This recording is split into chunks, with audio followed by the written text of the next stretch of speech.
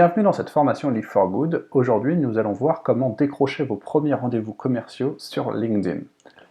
Alors, cette approche de comment on trouve des rendez-vous commerciaux sur LinkedIn, elle est super importante puisque c'est devenu un outil majeur de la prospection. Donc, on va voir trois choses ensemble. Avant de se lancer, de quoi j'ai besoin pour commencer à obtenir ces rendez-vous.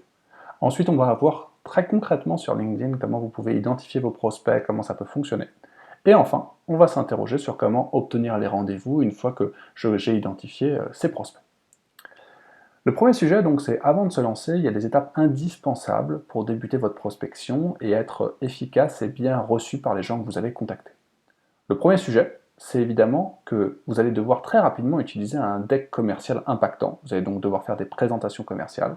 Je vous invite donc de manière très significative à travailler sur ce deck commercial et vous avez d'ailleurs une formation associée sur la plateforme. Deuxième sujet, il faut que vous disposiez d'un profil LinkedIn bien alimenté.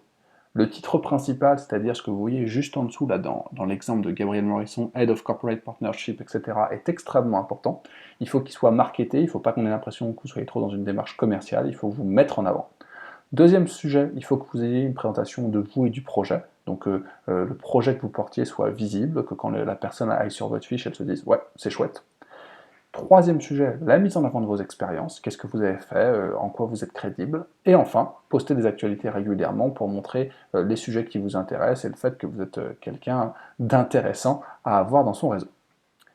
Enfin, très très important, constituez votre réseau initial. Il faut bien comprendre que les données que vous affiche LinkedIn dépendent fondamentalement du nombre de personnes que vous avez en contact et surtout de la qualité des personnes que vous avez en contact.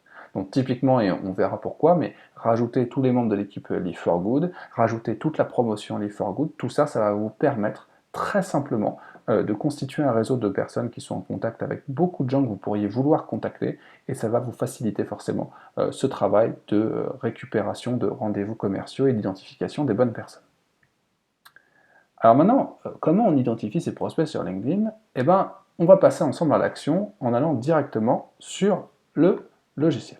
Donc là, je vais sur la plateforme LinkedIn, donc vous voyez là, j'ai mon profil, je vous remonte juste rapidement l'importance du titre dont on parlait tout à l'heure. Il faut bien imaginer que ce titre, en fait, il va être décisif parce que c'est lui qui va être affiché à la personne quand elle reçoit sa notification sur le fait que vous l'avez invité, et notamment sur mobile, c'est quasiment la seule chose qu'on voit. Ensuite, quand vous êtes sur LinkedIn, vous pouvez faire une recherche très simple. Donc là, par exemple, j'ai fait une recherche responsable RSE. Je dis que je cherche des people, puisque c'est ce qui m'intéresse. Là, je veux identifier des personnes. Et je vais avoir un certain nombre de personnes qui vont apparaître. Vous voyez tout de suite que les titres peuvent être en français et en anglais, donc faites bien attention à vos titres. Recherchez toujours en français et en anglais. Travaillez beaucoup sur l'ensemble des terminologies possibles. Et quand vous avez identifié quelqu'un qui vous paraît intéressant à contacter, tout simplement, vous vous connectez avec lui, mais vous n'oubliez pas de rajouter un petit message. Donc là, en l'occurrence, je vais rajouter un petit message, donc voilà, je vais mettre «Bonjour Benjamin», et je vais lui envoyer mon message pour l'inviter. Comme ça, je vais pouvoir inviter beaucoup de personnes qui sont dans mon réseau, ou proches de mon réseau, puisque là, il va m'afficher plutôt des gens qui sont proches de mon réseau, et qui me paraissent intéressantes à contacter. Ça, c'est la solution numéro 1 quand j'utilise simplement la recherche LinkedIn de manière assez simple. On va voir ensuite ensemble comment travailler justement les messages et avoir vraiment des messages percutants. Deuxième solution, vous pouvez aussi tout simplement vous rendre sur le profil de quelqu'un. Typiquement, ici, je me suis rendu sur le profil de Christophe et je regarde les connexions qu'il a, donc je regarde son réseau. En me rendant sur son réseau, je vais découvrir plein de personnes intéressantes que je pourrais contacter également. Donc allez sur les personnes que vous connaissez qui sont déjà connectées avec pas mal de monde et regardez leur réseau, c'est une deuxième très bonne solution pour identifier des personnes. Troisième solution, vous vous rendez sur le profil d'une personne, donc par exemple ici, voilà, cette personne, et là, vous allez regarder ces blocs, People You May Know, et vous allez voir que très souvent, vous avez des gens qui sont associés à ce type de profil. Donc typiquement, là j'ai une chargée de projet de développement durable qui pourrait être intéressante dans le cadre de ma prospection si c'est le type de personne que je recherche. Ça, c'est vraiment les trois grandes façons de chercher des prospects sur LinkedIn. Quatrième solution très performante, utiliser Sales Navigator. Donc là, c'est un service payant de LinkedIn, vous pouvez l'avoir gratuit pendant un mois, ce qui vous permet de tester à quel point il est pertinent pour vous. Moi, je vous conseille vraiment son usage. Là, vous allez pouvoir faire des recherches beaucoup plus précises. Donc comme vous voyez, là, je suis sur la recherche, j'ai pu dire « je cherche des gens en France ». Je veux que des gens qui sont au 2e ou 3e degré en termes de relation avec moi. Donc ça, c'est très important, ça évite d'avoir tous les gens que vous connaissez déjà qui apparaissent. et je veux des gens qui aient dans leur titre le mot RSE. Je peux ensuite inclure plein de choses sur la taille des entreprises, dans quelle industrie ils sont, enfin vraiment la performance de recherche est très importante. Et ensuite, quand vous avez identifié quelqu'un d'intéressant, vous cliquez sur le petit bouton et vous faites Connect. Et là, vous allez vous retrouver sur la même fenêtre, vous envoyez votre petit message, Send an invitation, et c'est parti. Comment maintenant mesurer un petit peu la performance de tout ça? On va voir derrière les grands ratios de performance, mais sur LinkedIn, vous avez une manière très simple de regarder où vous en êtes. Vous pouvez en fait, avant de commencer votre prospection, regarder votre network. Donc vous regardez le nombre de connexions que vous avez. Ici par exemple, j'en ai 2700. Et vous allez ensuite dans Invitation, vous faites Manage et vous faites Send. Et là, vous allez voir le nombre de personnes qui sont en attente, c'est-à-dire qui ne vous ont pas accepté pour l'instant.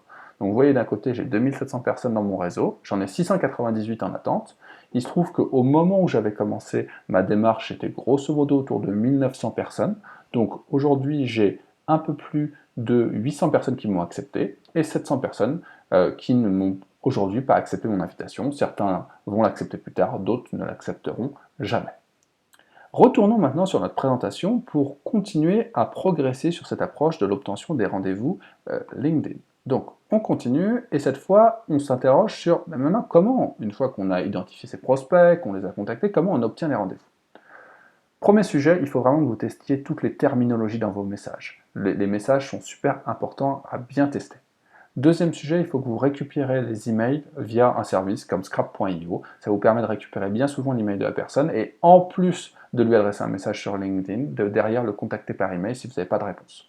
Troisième sujet, faites de l'A/B testing sur vos messages. C'est-à-dire ne testez pas un seul type de message, testez plusieurs types de messages et regardez quel est le taux de réponse à ces messages. Et enfin, surtout, ne renoncez pas au téléphone. C'est pas parce que LinkedIn est un outil super puissant, que vous pouvez contacter plein de personnes, qu'il faut renoncer à appeler les gens par téléphone. On va regarder maintenant un zoom sur un message qu'on a travaillé dans le cadre d'une startup Live for Good qui est Sonicare. Vous voyez, on avait un message initial. Avec Sonicare, nous vous proposons des stations main propres pour protéger vos collaborateurs qui distribuent du gel hydroalcoolique et sensibilisent via un écran 100% personnalisable. Cela me semble pertinent d'en déployer dans vos locaux, comme nous avons pu le faire avec la RATP. Ça, c'était le message initial. Le message qu'on a amélioré et retravaillé, c'est un message qui déjà s'adresse à la personne, bonjour Jean-Sébastien, et ensuite qui vous dit « J'aimerais vous présenter Sonicare qui installe des bornes interactives Made in France pour rassurer vos collaborateurs et faciliter le retour sur l'espace de travail. Une élégante solution pour vos locaux, 100% efficace face au Covid. » La grosse différence entre ces deux messages, c'est que le deuxième message est beaucoup plus dédié aux besoins de la personne. Il parle beaucoup moins de la solution, il se concentre sur comment est-ce que j'exprime les valeurs de mon produit et à quel point ce produit peut être en adéquation avec les besoins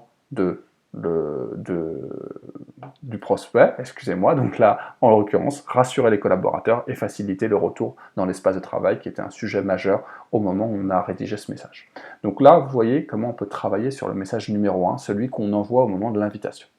Ensuite, on a un message numéro 2 où on va plus loin. Donc là, je vous donne toujours l'exemple. Voilà, vous voyez qu'on a un message plus structuré, on rappelle qu'on fait partie d'une startup, qu'on est le cofondateur, qu'on est dans un contexte après Covid où là, il travaille déjà avec plein d'entreprises, et surtout ensuite, 3 points de grosses valeurs ajoutées en termes de ce que l'on apporte à nos clients, la distribution sans contact, les spots vidéo, associer votre image à la sérénité sanitaire, et enfin, derrière, on demande un rendez-vous téléphonique. Donc ça, c'est le message numéro 2. Une fois qu'on a accepté l'invitation LinkedIn, que la personne a accepté l'invitation LinkedIn, vous lui envoyez ce message-là. Dernier point très important, bien comprendre le rétro-planning et la performance quand vous envoyez des invitations sur LinkedIn. Moi, j'ai fait des petits calculs. Grosso modo, aujourd'hui, quand vous avez une invitation, vous envoyez une invitation, vous allez avoir un taux d'acceptation de cette invitation de 30%. Il y en a, sur ces 30%, 20% qui vont accepter un rendez-vous après la première demande, 5% suite aux relances email et 5 à 10% suite aux relances téléphoniques. Sur ceux qui ont refusé l'invitation, il va y en avoir 70% qui vont refuser l'invitation, il y en a 1% ensuite qui vont vous accepter suite à votre email et 2% suite à des relances téléphoniques en moyenne. Donc vous voyez déjà, évidemment, se concentrer sur les personnes qui acceptent l'invitation, c'est quand même une des priorités, mais il ne faut pas refuser et mettre de côté la deuxième partie parce qu'elle reste importante. Et vous voyez qu'avec ce petit schéma, si vous refaites les calculs, pour obtenir 20 rendez-vous par mois, il faut en moyenne demander 200 personnes en contact sur LinkedIn. Donc ça, c'est un sujet majeur. La prospection, ça prend du temps, il faut y consacrer du temps, et si vous voulez des rendez-vous commerciaux pour à la fois pouvoir tester votre produit, le présenter, le challenger et bien sûr réaliser vos premières ventes, il est indispensable de faire de nombreuses demandes LinkedIn en testant bien les messages, en testant bien les approches et en progressivement faisant monter le nombre de rendez-vous que vous avez obtenus par mois. Et pour que vous le sachiez, 20 rendez-vous par mois pour quelqu'un qui commence à commercialiser sa solution, ça semble un chiffre minimum à atteindre pour réussir vraiment à commencer à faire des premières ventes significatives. Voilà, on en a fini pour cette formation Live for Good sur LinkedIn. À bientôt.